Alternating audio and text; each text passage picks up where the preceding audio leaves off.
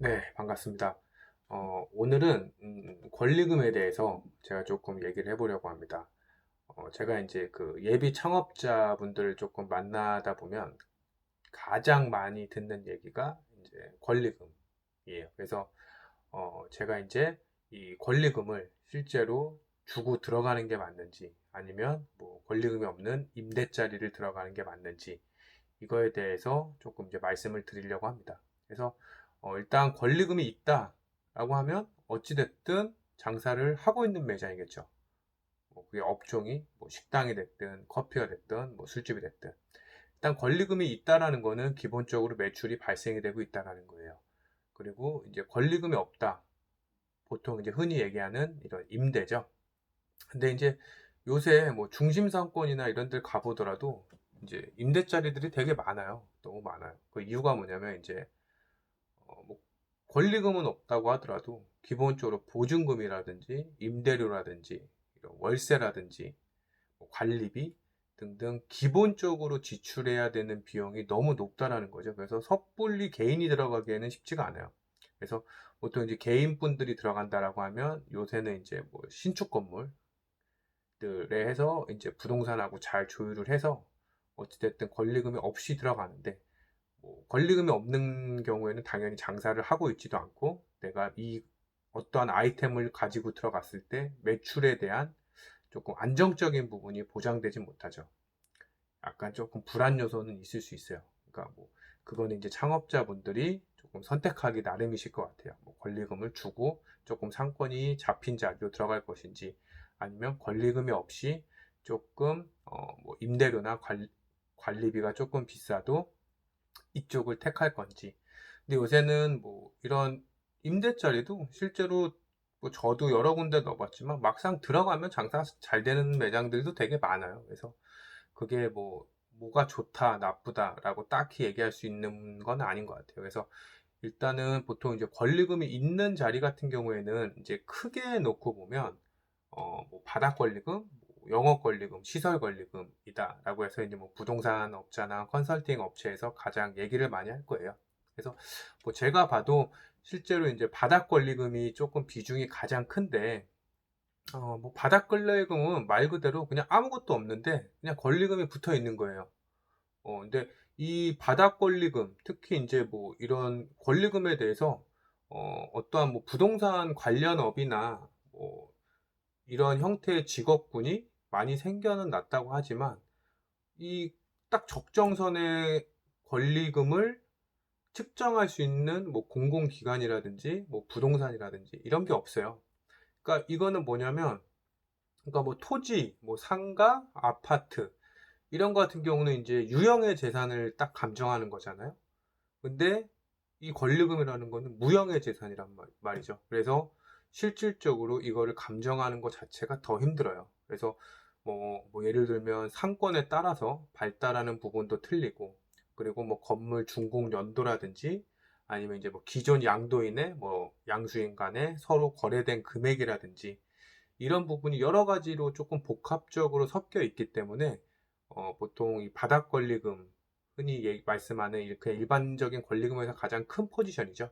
이거는 이제 충분한 전문가나 아니면 이제 예비 창업자 스스로가 그 상권을 많이 돌아다니면서 충분한 지식이 조금 필요해야 그 적정선을 조금 찾을 수 있다라는 거고요. 그리고 두 번째로는 이제 시설 권리금이 있어요. 음, 시설 권리금은 말 그대로 그냥 말 그대로 내가 시, 창업을 시작하면서 내가 시설비로 돈을 낸 거예요. 그러니까 이거 같은 경우에는 내가 만약에 기존에 어떠한 매장이 있는데 이 매장을 뭐 그 업종 그대로 양도양수를 한다라고 했을 때는 시설 권리금이 적용이 되겠죠. 하지만 예를 들어서 지금 뭐 식당으로 하고 있는데 나는 그 집에 뭐 화장품 가게를 하겠다. 아니면 뭐 어떤 휴게 음식점을 하겠다라고 했을 때 그 식당에 들어간 시설 권리금은 저하고 전혀 상관이 없는 거죠. 그렇죠? 그래서 뭐 그러한 경우에는 저희 들어가는 분 입장에서 시설 권리금에 대해서 우리가 충분히 절충을 볼 수도 있는 거고 뭐 중개업자나 부동산 쪽에 충분히 얘기할 수 있는 부분이 있어요. 그래서 그런 부분에 대해서 근데 이제 기존에 있는 가게 사장님들 같은 경우에는 뭐 당연히 그런 것까지 얘기를 하겠지만, 실제로 저희가 새로 들어가시는 양수인 같은 경우에는 뭐 저희가 따로 시설 권리금에 대해서 내가 업종을 바꾼다라고 했을 때는 크게 상관이 없고, 기존에 하는 업종을 제가 인수한다라고 했을 때 보통 이제 뭐 부동산에서 얘기하기로는 전체 시설 금액의 60개월 정도를 해서 나누기 몇으로 해서 그 나머지 거에 대한 인정을 해주겠다라고 하는데, 뭐 그 부분은 그냥 업자들 사이에서 만들어낸 얘기라고 보시면 조금 될 것 같기는 해요. 그리고 이제 세 번째로 영업 권리금이라는 게 있죠. 그러니까 이 영업 권리금이라는 거는 뭐 흔히 이제 뭐 업종 권리금이다라고 얘기를 하는데, 장사가 안 되는 매장은 영업 권리금이 없어요. 근데 이제 장사가 잘 되는 매장을 양도양수 한다라고 했을 때는 이 영업 권리금이라는 게 기본적으로 생기게 하죠. 왜냐하면 이제 뭐 장사가 잘 되는 매장은 부동산이나 컨설팅이나 그 매장들을 가만히 냅두지 않아요. 그리고 또 실질적으로 장사가 잘 되는 매장은 또 예비 창업자분들이 많이 붙기도 하고, 이제 그러다 보니까 당연히 가게 사장 입장에서는 내 가게가 장사가 이렇게 잘 되는데 싸게 팔 이유가 없는 거죠. 그래서 기본적으로 장사가 잘 되는 매장은 이제 또 영업권리금이라는 게 붙습니다. 근데 영업권리금은 실제로 놓고 보면 이런 휴게업료 쪽에 좀 더 많이 붙어 있다고 보시면 돼요. 그래서 뭐 커피나 뭐 제과나, 그리고 그 외에 휴게업료 좀 매장들이 딱 봤을 때 아 진짜 장사 잘 된다 라고 하는 데는 보통 이제 영업권리금이 실제로 이제 붙어 있습니다. 그래서 제가 봤을 때는 뭐 권리금 같은 경우에는 흔히 뭐 그냥 쉽게 얘기하면 이렇게 세 가지 정도로 나뉘는데, 어, 뭐 이거는 실질적으로 전문가나 예비 창업자분들이 실질적으로 많이 돌아다니면서 가게를 봐야지만 내가 이게 적정선의 권리금인지 아닌지를 조금 파악할 수가 있을 것 같아요. 그래서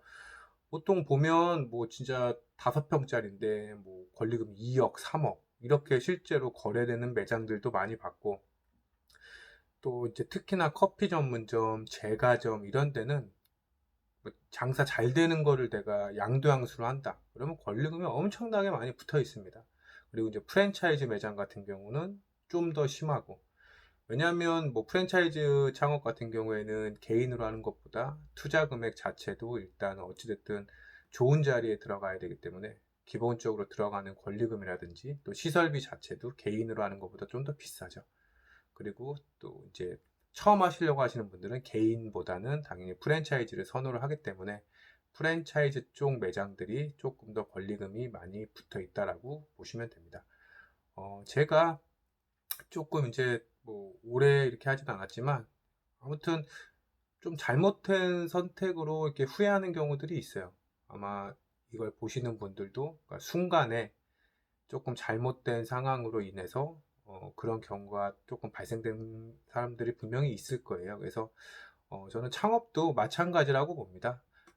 순간, 그러니까 뭐 자신의 이제 감정이라든지 아니면 이제 중개업자라든지 부동산 업자를 통해서 감정적으로 점포를 계약하시는 분들이 되게 많아요. 근데 어, 꼭 창업자분들이 명심을 해야 될 게, 내가 아이템을 선정을 했으면 점포를 계약하는 게 꼭 창업의 저는 첫 단추라고 생각을 합니다. 그래서 이런 부분을 조금 더 신중하게 생각하셔서 점포를 계약하셨으면 좋겠습니다. 감사합니다.